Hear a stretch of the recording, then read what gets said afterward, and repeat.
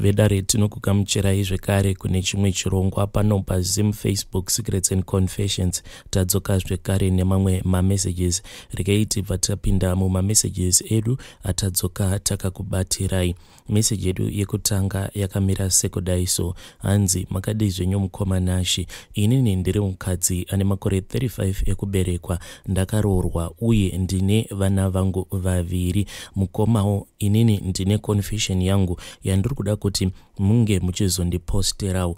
Mukoma, nyaya yangu yakamira sekudai so. Murume wangu ndiye akatanga kuuya kuno kuJoni asati anditumidzirawo mari yekuti ndinge ndichizomutevera kuJoni. Murume wangu akati auya kuno mukoma akabva agara kuda 2 years dzose ari kuno kuJoni. Hapana kana chimwe zvacho chitukutuku chimwe chaainge achimbotitumira, ende iye mukunotaura naye ainge achingoti zvinhu zvake zvainge zvisina kana kumbomumirira zvakanaka. Then akabva azondiudza kuti ainge awana basa, then akazoti iye ainge atsvaka pekuti tinge tichizogara, then ndokubva azonditumidzira mari yekuti ndinge ndichiuya. Asi chakandinetsa ndechekuti musi wandasvika mukoma, iye murume wangu akabva andiudza kuti ainge arasa sim card rake iro raainge ashandisa 2 years idzo dzaainge agere ari ega kuno kuJoni. Saka zvinhu izvi zvakabva zvandipa question mark kuti why is it musi wacho wandasvika murume obva ati foni yake yaputsika, then sim card akabva ati ainge ava kusaziva kuti sim card iroro rainge rakaendeswa kupi. Foni iyoyo mukoma yakabva yazongotsakatika mushure mekunge ndaitora ndichiti tiri kufanira kuti tinge tichizoigadzira, because foni iyoyo yairakidza kuti yainge ichiri right se munhuwo ainge achizivawo situation yaainge akasiya kuZimbabwe.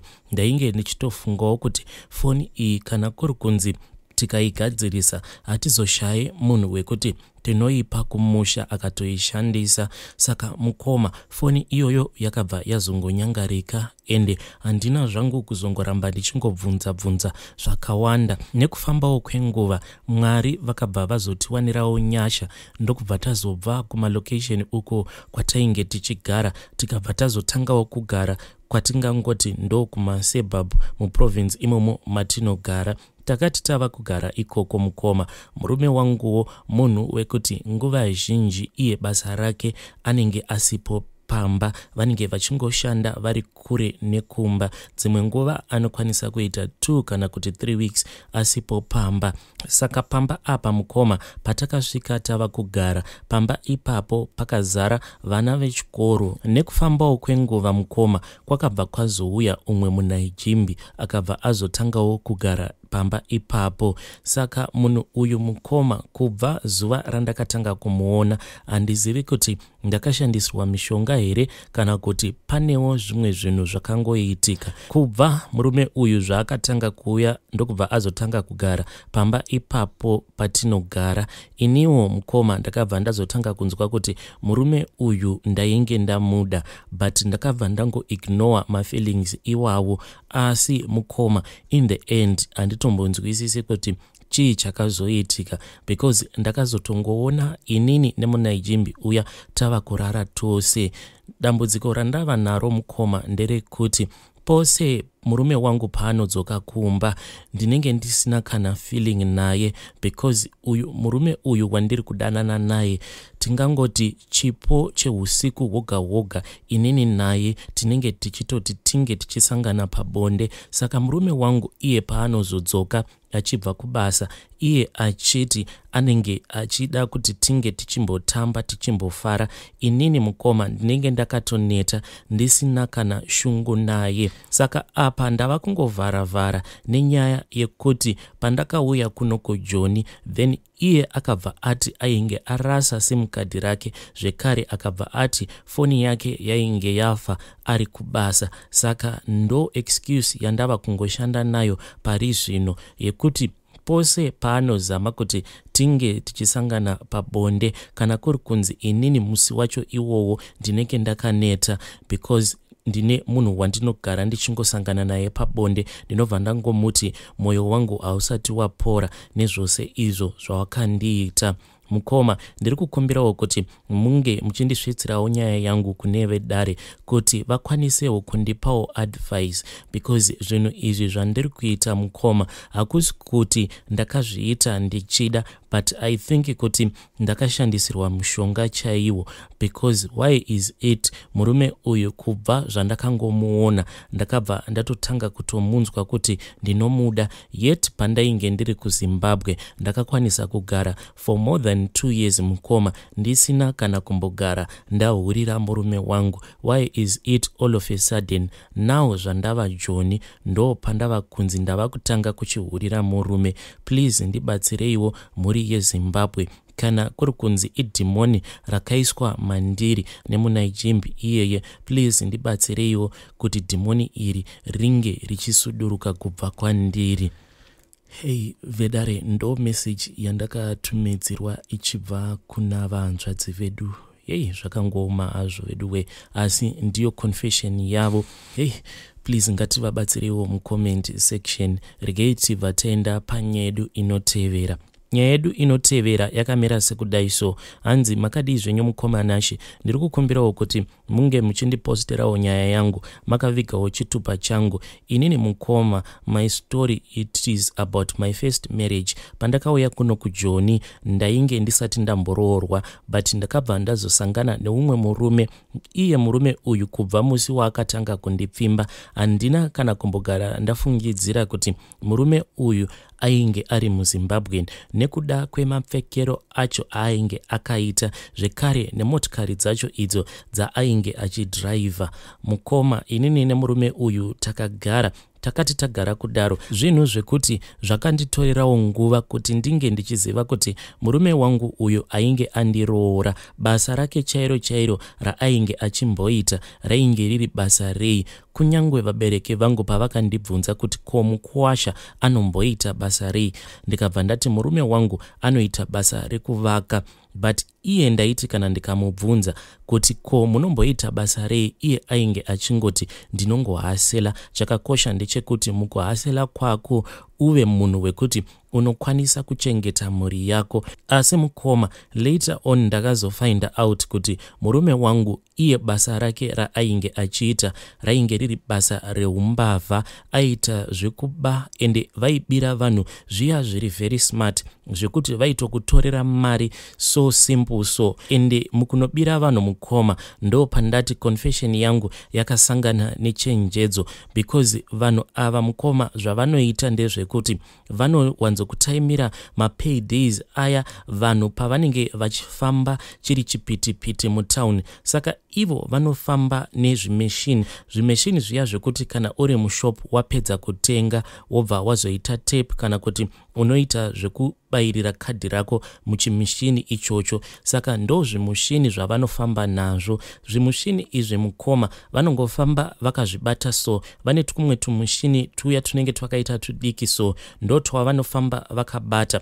Tumwe twacho vanotoita sekunge vanenge vakabata tablet, vanenge vachingofamba vachingoteverera vari mushure mevanhu. Saka ivo zvavanoita ndezvekuti mishini iyi vanenge vakaiseta as in kuti kana iwewe uchifamba uri kumberi kwavo, then ivo vanobva vaita kuti kadhi rako ringe richifungidzira kuti iwewe uri kutepa. Saka zvavanoita ndezvekuti mishini iyi vanowanzokuiseta just below 100 rand kuitira kuti kadhi rako risazo require pin. Saka vanokwanisa kuti vakakuteverera paya voramba vachingoita kuti kadhi rako ringe richitepa for almost 5 kana kuti 6 times.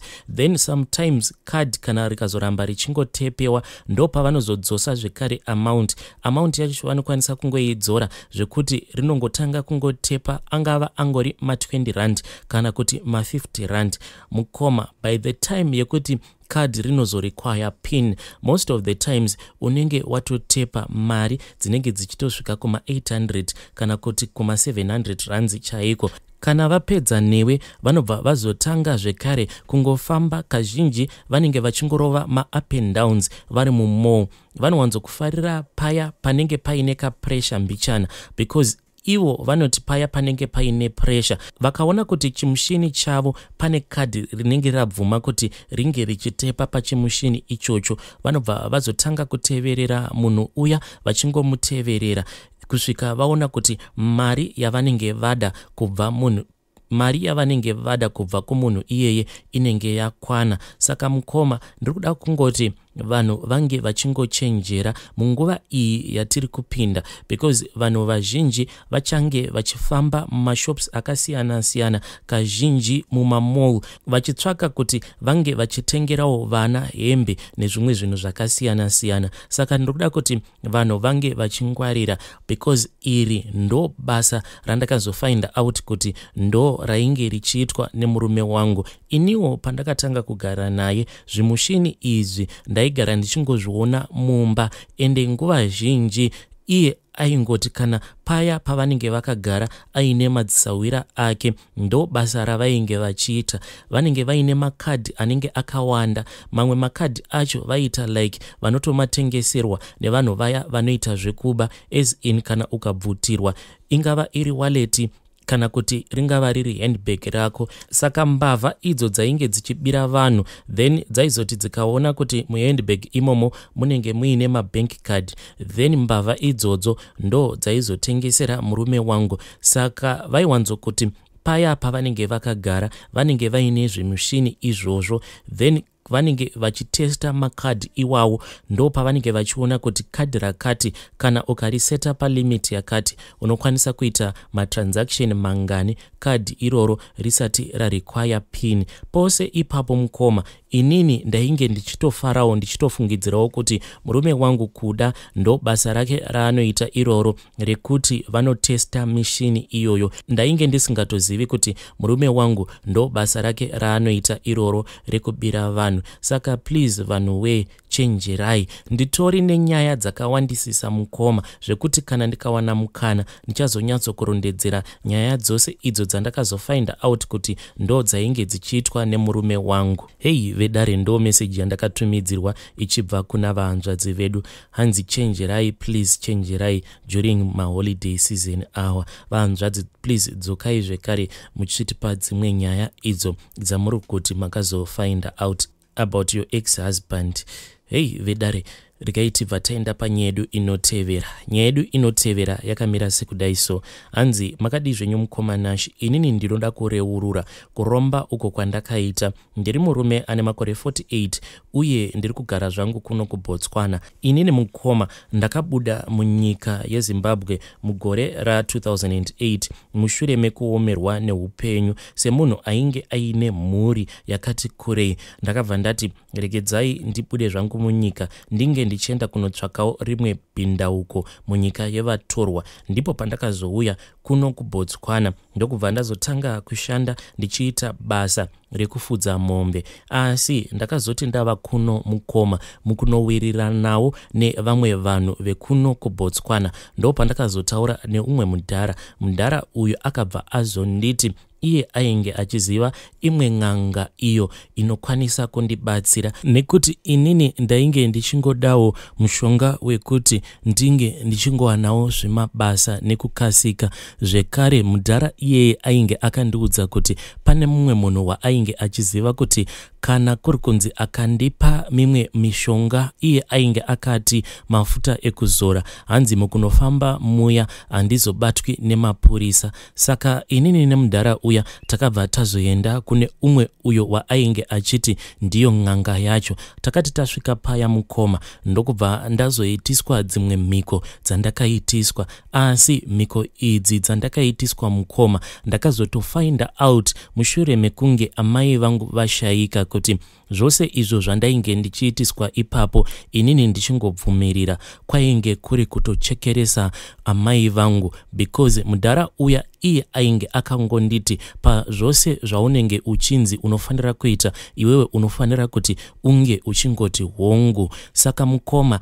ndakati ndapedza kuitiswa mhiko dzose idzodzo mushure mekunge ndazonzwa kuti amai vangu vainge vashaika, ndo pandakabva ndazodzokera kun'anga iya ndichida kunobvunzira kuti ko chii chainge chatora amai vangu. Ndakabva ndazongonzi ndaifanira kuti ndinge ndichitsvaka hari iyi mukoma ndakanzi inofanira iri hari inenge ingoriwo mid sized. Ndokubva ndazotenga hari iya. Mushure mekunge ndatenga hari iya ndakabva ndazoudzwa kuti pakati peusiku ndinofanira kuti ndinge ndichizomuka ndichinotarira kuti mukati mehari munenge muinei. Mukoma ndakazoti ndamuka ndo pandakabva ndazonotarisa ndikabva ndaona kuti muhari umu mainge muine ropa, asi maiva neropa nemwoyo. Saka pandakatarisa mwoyo iwoyo ndakangofungidzira kuti zvimwe kuda wainge uri mwoyo wemombe, asi ndakazoti ndadzokera kun'anga iya ndo pandakabva ndazoudzwa kuti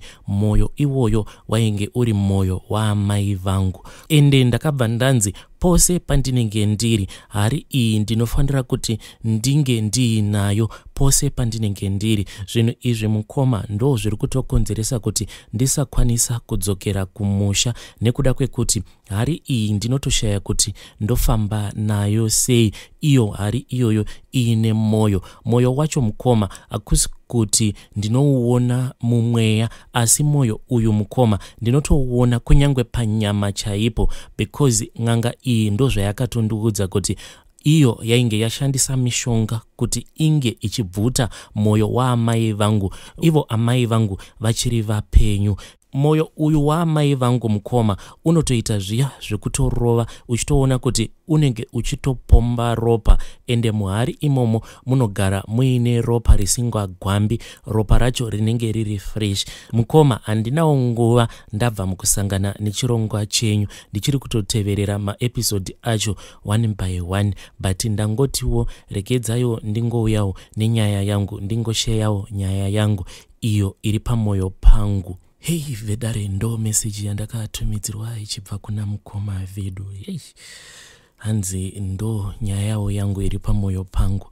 Hei, unorarama sei uchiziva kuti mumba une hari hanzi ine mwoyo waamai vangu, hanzi n'anga yakangoita zvekubvuta mwoyo waamai vangu vachiri vapenyu. Hei, zvakangoma hazvo vedu we. Ndo paunobva waona umwe munhu achitouya kuinbox achitoti mukoma inini ndazvipira kuti kunyangwe hama dzangu dzose dzinge dzichifa dzichitambura, asi inini ndakwanisa kuromba zvangu. Hei, zvakangoma hazvo vedu we.